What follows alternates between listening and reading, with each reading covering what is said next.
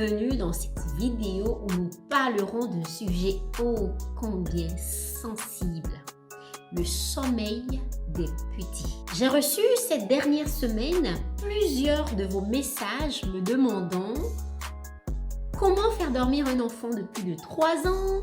Mon enfant fait du cirque le soir. Mon fils de 2 ans n'arrive pas à dormir avant minuit. Ma fille de 4 ans se réveille encore 3 fois la nuit, etc., etc. Donc j'ai compris à quel point c'était important que je revienne sur le sommeil. Et c'est pour ça que je fais cette vidéo qui est pour moi vraiment très intéressante et très importante parce que ça impacte toute notre vie de maman. En tout cas, très très tard. En général, aujourd'hui, je vous parlerai du sommeil des enfants de 12 mois, donc d'1 an jusqu'à 12 ans. Jusqu'à 12 ans, on peut avoir des difficultés avec le sommeil de nos petits. Cette vidéo, je la fais aussi pour moi. Je la fais parce qu'il y a depuis 1 mois, mes enfants, donc ma fille qui a 7 ans et mes jumeaux qui ont 4 ans et demi, ils ont eu des difficultés à s'endormir le soir. Du coup, il y a un petit mois, j'ai revu notre rituel du soir, j'ai mis en place différents outils et depuis 1 semaine, tout est rentré dans l'ordre. En tout cas, de façon acceptable pour moi. Donc, j'ai eu envie de vous partager cette vidéo pour vous donner qu'est-ce que j'ai fait de plus. Donc, qu'est-ce que je faisais évidemment et qu'est-ce que je fais de plus aujourd'hui. Alors, il y a déjà tellement de vidéos et de livres sur le sujet du sommeil des enfants. Moi, j'ai toujours jugé que ce n'était pas si important. Bien que dans mon livre « Relax, maman respire », j'en parle largement. Je pense qu'il y a plusieurs pages qui sont consacrées au sommeil en général et au sommeil des enfants en particulier. Au sommeil en général parce que nous sommes dans une société où on ne dort pas assez. Donc, nous dormons 1h30 de moins qu'il y a 50 ans, ce qui est énorme. C'est vraiment énorme parce qu'on trouve toutes sortes de subterfuges pour ne pas aller au lit. À quelle heure vous couchez-vous? Est-ce que vous respectez vos signes vos signaux de sommeil, de fatigue?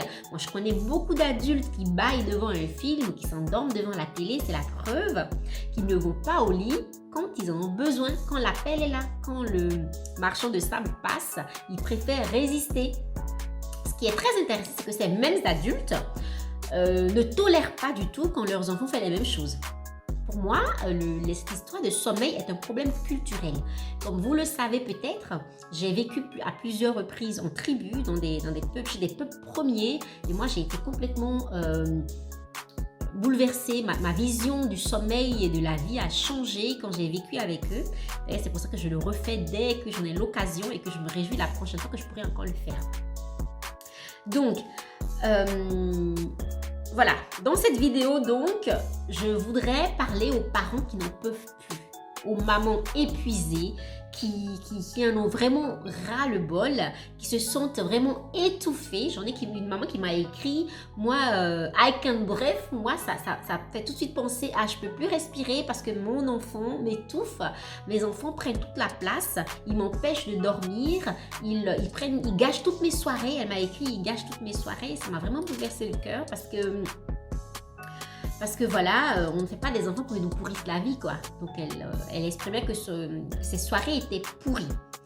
Alors, dans cette vidéo, j'ai envie de vous présenter, de vous amener à voir la situation donc, du côté des parents.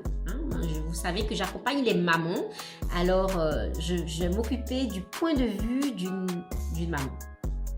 En général, quand on a des enfants qui ne dorment plus, la maman, elle trouve ça pénible, elle n'en peut plus, elle est épuisée, elles se sont étouffées, comme je disais, elle a l'impression qu'elle n'a plus de vie, qu'elle n'a plus de place, elles se sont incompétentes en tant que maman, elle est frustrée, elle dit mais j'arrive pas à gérer mon enfant, je n'arrive pas à accompagner mon enfant au sommeil, donc je me sens nulle. Elle rêve de tranquillité le soir, elle rêve de silence et de calme, elle a un besoin de se retrouver seule, elle a un besoin de temps calme, sans enfant. Et elle a vraiment un sentiment qu'il y a un manque de sérénité, un manque un manque de compétence de sa part aussi. Donc, vous voyez, toutes ces émotions sont difficiles, elles se cristallisent, elles se crissent dessus. Elle a peut-être essayé plusieurs techniques à la fois. Un jour, elle a fait ça, puis elle a l'impression que rien ne marche et que ses enfants sont insupportables, qu'ils ne dorment pas, ils font des caprices, ils font le cirque le soir, ils réclament de l'eau, des histoires à répétition, ils pleurent, ils se chamaillent, ils se disputent, ils sautent sur le lit, bref. Je pense que si ce sujet vous interpelle, c'est que vous connaissez bien ce qui se passe. Alors, pour moi, jusqu'à 1 an, c'est évident qu'on accompagne son enfant au sommeil. Donc, on met en place un rituel du soir bien précis, le même rituel pour sécuriser l'enfant. On le couche et voilà, on l'accompagne, il s'endort et on a une soirée. Les choses se corsent en général vers 2 ans pour moi, quand l'enfant a une autre conscience et il y a différentes autres choses qui se réveillent. Maintenant, évidemment, si vous aviez fait dormir l'enfant en le frustrant, c'est-à-dire en le laissant pleurer jusqu'à ce qu'il s'endorme de résignation, il peut se trouver que ça fonctionne jusqu'à 2-3 ans et puis après 3 ans, l'enfant se réveille. Il y a un éveil qui se fait qui fait que il a besoin d'autre façon de s'endormir puisque peut-être que puisqu'il a grandi, vous avez commencé à répondre à ses besoins, à lui parler son langage d'amour. Il se sent de plus en plus en sécurité et du coup, il a envie de vous montrer son vrai visage. Du coup, il demande autre chose, il demande plus d'authenticité et de présence. C'est à vous de voir. Alors, pour moi, quand on met en place donc les rituels du soir, quand on a des soirées calmes, c'est-à-dire que le soir, on baisse la lumière, on coupe la télé, les écrans, tous les écrans qui sont vraiment qui sont délétères en fait, qui nous empêchent de dormir finalement, qu'on les coupe 2 heures au moins avant le coucher, qu'il y ait des jeux calmes, qui est vraiment un rituel vraiment sécurisant pour les parents et pour les enfants. On a fait tout ça et pourtant, les enfants ne dorment pas, ils font du cirque, ils jouent, ils rappellent, ils s'interpellent, etc. Que se passe-t-il en fait du point de vue de l'enfant? Le petit humain, il est né immature. Il a besoin de l'adulte pour sa survie. Il se sent en insécurité. Il a besoin que ses parents prennent soin de lui et de son sommeil aussi. Il a peur de la séparation. Le moment du coucher, c'est vraiment un moment super angoissant qui réveille toutes ces peurs archaïques parce que c'est dangereux de se retrouver seul dans le noir. N'oubliez pas que le petit humain, il a encore son cerveau archaïque, il est encore relié à des anciennes... à des anciennes mémoires, dans cette façon de faire. Du coup, il n'est pas forcément conscient que nous sommes dans un monde moderne où il n'y a plus besoin d'avoir peur du lion, du loup, etc. Donc, il vit au contraire avec ces peurs-là, cette peur impalpable, donc la peur du loup, la peur de la nuit, la peur de la mort, la peur de la séparation, la peur de perdre tout. Et puis, il y a aussi, n'oubliez pas, la peur de ne pas se réveiller le lendemain, la peur que vous preniez du plaisir sans lui. Qu'est-ce que vous faites, vous? Qu'est-ce que vous faites quand vous lui dites « Va dormir, mon chéri, moi je passe une soirée avec ton papa ?» Il se dit « Mais moi je ne suis pas intéressée, pourquoi est-ce que je ne passerai pas la soirée avec vous ?» Donc s'il ne veut pas dormir, c'est parce qu'il a envie de rester avec vous. Il a envie de passer du temps de qualité avec vous. Il a envie... il a envie de faire des choses intéressantes. Si vous lui dites, c'est un peu comme si vous lui transmettez l'impression que le soir, il y a des choses passionnantes qui se passent et que lui, il ne participe pas. Donc du coup, c'est légitime donc ce besoin d'être avec vous plutôt que de dormir, de célébrer, de faire la fête, de faire ce que vous faites plutôt que de dormir. Alors, donc vous comprenez un petit peu mieux ce qui peut se passer dans la tête d'un enfant. Donc cette peur, ce refus de dormir, c'est un refus de la séparation, c'est un refus de cette peur, un refus de se retrouver seul, un refus d'être abandonné en fait. Il exprime de la peur et de l'insécurité. C'est très important de garder ça à l'esprit quand on est dans la tourmente, là il est 23 heures, ça fait 2 heures qu'on essaie de le coucher et puis on n'en peut plus, on est cristallisé dessus, voilà. Donc c'est vraiment de garder ça en tête que c'est un petit garçon, ou une petite fille d'ailleurs, qui a besoin de sécurité, de calme et de sécurité. Vraiment. Alors, quelles sont les solutions habituelles dans notre société? En général, on essaie de contraindre l'enfant à dormir. On l'oblige. On lui dit, tu dois dormir, mais non, j'en ai marre, j'en ai assez, ça suffit. Tes caprices, tes bêtises, tu dors. Moi, j'ai besoin de ma vie à moi, de ma soirée à moi, blablabla. Toi, tu dors. Et donc, ça ne fonctionne pas en général. Donc, on se retrouve en tant que parent à devoir utiliser des méthodes de plus en plus agressives, notamment le fameux laisser pleurer. Moi, je connais des parents. J'ai une personne qui m'a contactée la semaine passée qui m'a dit qu'elle a été obligée, avec son fils de 4 ans, de l'enfermer à clé dans sa chambre et de le laisser hurler jusqu'à ce qu'il s'endorme, quoi. Et est-ce que c'est ça que vous avez envie de faire? Alors, je pense que si vous avez envie de faire ça et que vous faites ça, vous n'avez peut-être pas besoin de cette vidéo. Moi, j'ai 3 enfants. Donc, ma fille, elle avait 2 ans quand mes jumeaux sont nés. Du coup, elle ne dormait pas encore. Elle ne faisait pas ses nuits. Ma fille, elle fait ses nuits à 3 ans. Donc, quand ses frères avaient plus ou moins 6 mois, c'est là qu'elle a commencé à faire ses nuits. Elle se réveillait encore 1 à 2 fois pendant la nuit. Et puis, j'avais des jumeaux. Donc, un de mes garçons se réveillait 5 à 8 fois et puis l'autre 1 ou 2 fois. Et très vite, vers 4 mois, mon premier garçon, mon aîné, il a fait ses nuits vers 4 mois. Et le deuxième garçon, il a fait ses nuits, à mon avis, vers 3 ans et demi, 4 ans. Et ma fille, progressivement, vers 3 ans. Donc, du coup, j'ai passé quand même de 2012 jusqu'à 2016 à me réveiller entre 2 et 8 fois la nuit, quoi. Donc, le sommeil, je connais un bout. Par contre, j'avais toujours à cœur d'accompagner mon enfant au sommeil, de l'accompagner avec bienveillance, présence et amour. C'était un choix conscient du genre de maman que j'ai envie d'être. Donc, est-ce que vous me regardez, est-ce que vous êtes consciente de vos valeurs maternelles? Qu'est-ce que vous voulez transmettre à vos enfants? Quel genre de relation est-ce que vous voulez avoir avec lui? C'est vraiment une des premières clés, c'est ça en fait finalement. Qu'est-ce que vous voulez comme maman? Quelle maman désirez-vous être? Ensuite, donc après cette clé-là, c'est vraiment se reconnecter à de l'empathie. Comme je vous ai expliqué ce qui se passe dans le fonctionnement du sommeil de l'enfant, enfin du fonctionnement de l'enfant la nuit, donc le soir, et cette peur, cette angoisse en fait. Quand vous comprenez ça, vous pouvez faire preuve de qualités typiquement féminines, de souplesse, d'empathie, de douceur.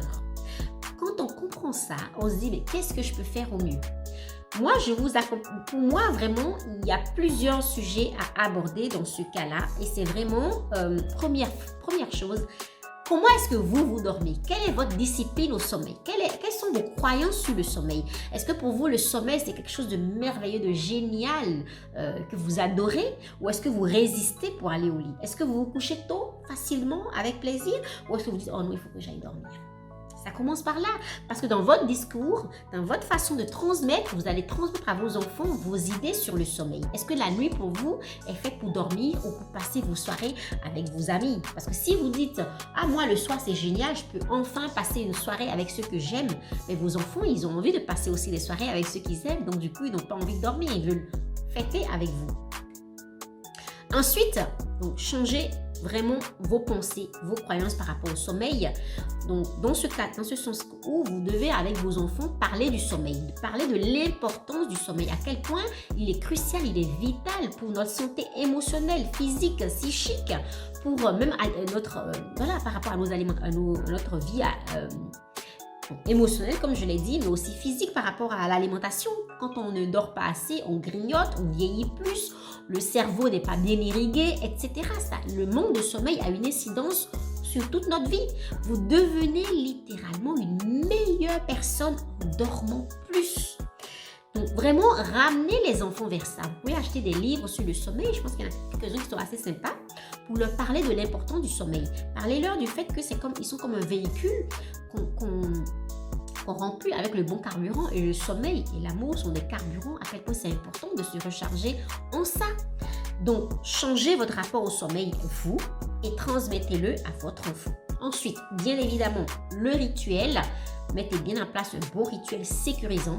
Et quand votre enfant pleure, quand il fait du cirque pour dormir le soir, comprenez bien qu'il a besoin d'être en sécurité. Il a besoin de sentir qu'il peut dormir en paix dans cette chambre, dans ce lit. Donc, au lieu de vous fâcher, de le contraindre, d'essayer de le faire rentrer dans des cases, d'essayer de le forcer, on ne peut forcer personne à dormir. Tout ce que le parent peut faire, c'est proposer un cadre sécurisant pour faciliter l'endormissement. Donc, faites ça en conscience, vraiment. Faites attention que le soir, 2 heures avant le coucher, il n'y a plus d'écran, les lumières sont tamisées, les jeux sont doux. tout est calme plus ou moins, faites le même rituel. Donc mettez-les au lit, lisez une histoire, faites un petit jeu si vous avez envie. C'est important en fait de proposer un temps de qualité, 10 minutes, ne serait-ce que 10 minutes, un temps 100% présence avec l'enfant.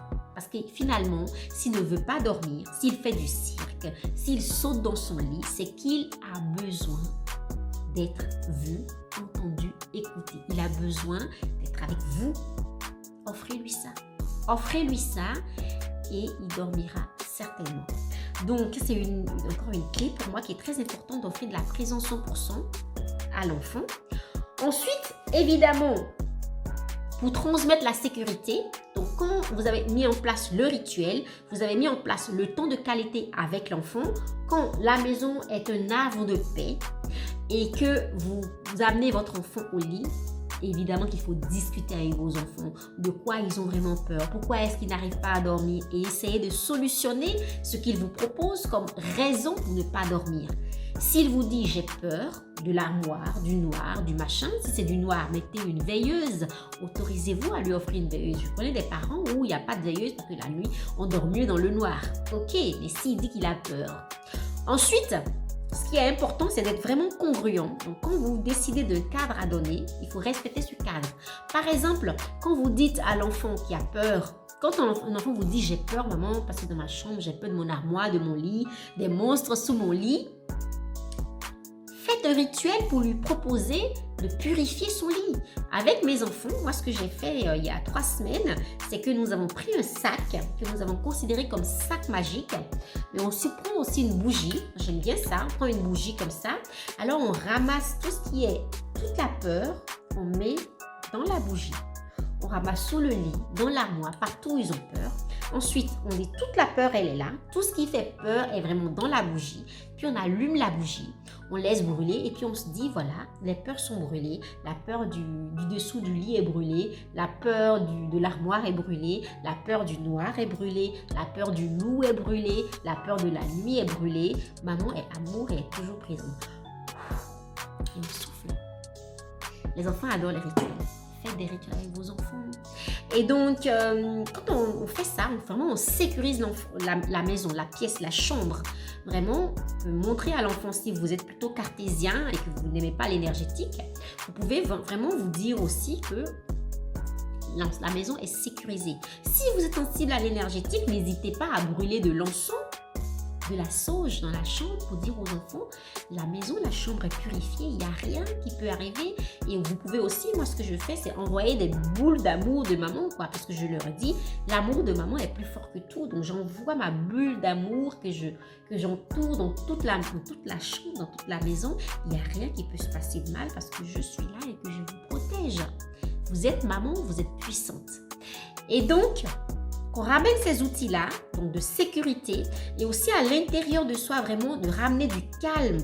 Parce que si vous êtes dans l'énergie, j'en ai marre, je supporte pas, il gâche ma soirée, il m'étouffe, il m'empêche de vivre, vous transmettez de l'impatience à l'enfant. Donc quand vous êtes dans la chambre à faire la chanson du soir, moi j'aime beaucoup chanter une dernière chanson, donc on peut lire une histoire, puis on peut faire une berceuse. Les berceuses sont tellement sécurisantes. On peut aussi vraiment à l'intérieur de soi se connecter au calme et à la sécurité à l'intérieur de soi. À l'intérieur de soi, il y a une zone de calme qu'on peut faire agrandir pour nous entourer. On communique ce calme à l'enfant qu'on touche. On peut toucher son enfant sur le ventre, on peut lui faire un massage en se connectant à ce calme intérieur, à cette sécurité que nous avons à l'intérieur de nous et on berce l'enfant. Et quand on fait ça, l'enfant se sent en sécurité. Alors, donc, après ce rituel donc, de purification de la maison, de reconnexion, soit à l'intérieur du calme, de la sérénité qu'on transmet par le toucher à l'enfant, je pense que l'enfant se sent bien et qu'il est prêt à dormir. Il est important en amont, ça je l'avais dit, mais je reviens dessus, en amont, de bien expliquer à l'enfant que quand tu ne dors pas, parce qu'on ne peut pas l'obliger à dormir, comme je le disais. Par contre, on peut, si selon son âge, évidemment, quand il a plus de 3 ans, lui dire, tu restes dans ton lit. Un enfant de 3 ans reste dans son lit. s'il n'a pas envie de dormir, il reste dans son lit et maman ne revient plus par contre. Par contre, voilà, quand vous faites bien le rituel, vous expliquez en amont comment ça va se passer, plusieurs fois dans la journée, répétez. À partir de 18h, commencez à répéter le rituel du soir. On fera ci, on fera ça, et puis après, maman te laisse et c'est fini. À partir de 3 ans, il faut un cadre fixe et ferme. Ils ont besoin de cette sécurité-là. Parce que si vous retournez dans la chambre 3, 4, 5 fois, vous validez le fait que la chambre est un endroit insécurisé. Donc, c'est très important de valider, donc vraiment le fait que c'est sécurisé, qu'il n'y a rien à craindre de rester dans son lit, que vous lui faites confiance. Je sais que tu vas y arriver à dormir. Quand il vous dit, mais j'arrive pas, c'est pas grave, reste dans ton lit, ne bouge pas, le sommeil va venir. Moi, j'adore utiliser des huiles essentielles et doTERRA. Je parlerai bientôt dans une vidéo des huiles essentielles doTERRA. C'est vraiment, il y a des huiles essentielles qui favorisent le sommeil, qui sont très importantes. Et il y a des enfants qui ont leurs huiles essentielles. Il y a le Calmol, le Thinker. Je ferai une vidéo où je parlerai des huiles essentielles doTERRA. C'est génial parce que l'enfant apprend son autonomie. Moi, ma fille de 7 ans, par exemple, elle utilise son huile essentielle toute seule pour s'endormir. Donc, c'est des choses qu'on peut rajouter. Mais même sans ça, quand on crée un environnement sécurisant, l'enfant dort. Si l'enfant a moins de 3 ans, par contre, on peut accepter qu'il vienne dans le salon avec nous. Encore une fois, le rituel, la bienveillance, c'est vraiment que les règles de la maison soient pour nous, pour les adultes et pour les parents. Donc, papa et maman ont peut-être envie de regarder un film le soir, mais parce que c'est le soir, ils doivent aussi apprendre à faire avec calme et douceur. C'est-à-dire que c'est peut-être pas le moment quand on a des jeunes enfants, parce que la vie est faite de saisons et de cycles. Donc non, si vous avez un bébé de 9 mois, vous ne pouvez peut-être pas regarder un film avec un volume très très fort, sauf évidemment si vous êtes dans une grande maison et que vous avez une pièce une salle de film ou de jeu, une salle en tout cas insonorisée. Vous pouvez mettre le volume comme vous voulez. Mais si vous avez des jeunes enfants et un appartement et que l'enfant peut entendre le bruit, il est évident que vous allez devoir diminuer la quantité de bruit que vous faites à partir d'une certaine heure pour rester congruent encore une fois, pour respecter les mêmes règles que vos enfants. Donc ce que je voulais dire, c'est que quand l'enfant a moins de 3 ans, on peut accepter qu'il descende, qu'il vienne en bas dans le salon avec les parents qui sont dans un environnement calme et doux. Et à ce moment-là, oui, l'enfant peut rester là. Par contre, en cas de bruit, en cas de jeu et tout, il retourne dans son lit. Donc, de la douceur, de la patience, du calme, de l'empathie, mais de la fermeté. C'est vraiment les ingrédients indispensables pour accompagner son enfant vers le sommeil. Pour moi, vraiment, ce qui est important, je reviens rapidement dessus, c'est de changer les croyances sur le sommeil, ses croyances à soi, de revoir comment en tant que parent, en tant qu'adulte, on dort, quel rapport on a au sommeil. Ensuite, c'est de discuter énormément avec les enfants. Discuter, voir vraiment pourquoi il ne dort pas, de quoi est-ce qu'il se plaint, etc. N'oubliez pas, votre enfant a besoin de leadership. Vous lui transmettez qui vous êtes, vous lui transmettez vos croyances, vous lui transmettez votre façon d'être et de faire. Si vous ne dormez pas, il ne dormira pas bien. Si vous ne dormez pas bien, votre enfant va résister au sommeil. Donc, revoyez, avant de travailler sur votre enfant, avant de l'accompagner au sommeil, encore faut-il que vous vous accompagnez bien au sommeil. Alors, voilà. Donc, c'est vraiment aller vers le calme et la sécurité à l'intérieur de vous. Cultiver le plaisir de dormir. Mais en fait, le sommeil, c'est un luxe extraordinaire qu'on s'offre. Dites-vous ça, c'est un luxe extraordinaire de dormir. C'est vraiment la fontaine de jouvence de dormir. Dormir, c'est le plus beau cadeau qui soit, quoi. Voilà. Donc, pour moi, tout ce que je vous donne comme clé maintenant sont des clés à mettre en place selon votre enfant, selon son âge, selon de quoi il se plaint, etc. pour créer votre rituel de sommeil à vous pendant la phase problématique. Et c'est ce que moi j'ai fait avec mes enfants ces 3 dernières semaines. Et hier, donc mercredi, nous avons dormi à midi, nous avons fait une sieste de 2 heures. On a fait une grosse cabane dans la maison, dans le salon. Et je me suis dit, oulala, on s'est réveillé à 14h30, je me suis dit, oula, on s'est réveillé tard, ce soir, ça va être difficile de dormir. Eh bien non, à 21h, ils dormaient tous. Donc c'est vraiment la preuve que quand on a un rituel, quand on a changé son mindset par rapport au sommeil, quand on se dit le sommeil c'est génial, c'est important, c'est indispensable, et qu'on met en place des clés de la discussion, de la sécurité et du calme, tout va bien, les enfants ils dorment. Merci d'avoir regardé cette vidéo. N'hésitez pas à vous abonner, à la liker si elle vous plaît et à bientôt dans une prochaine vidéo.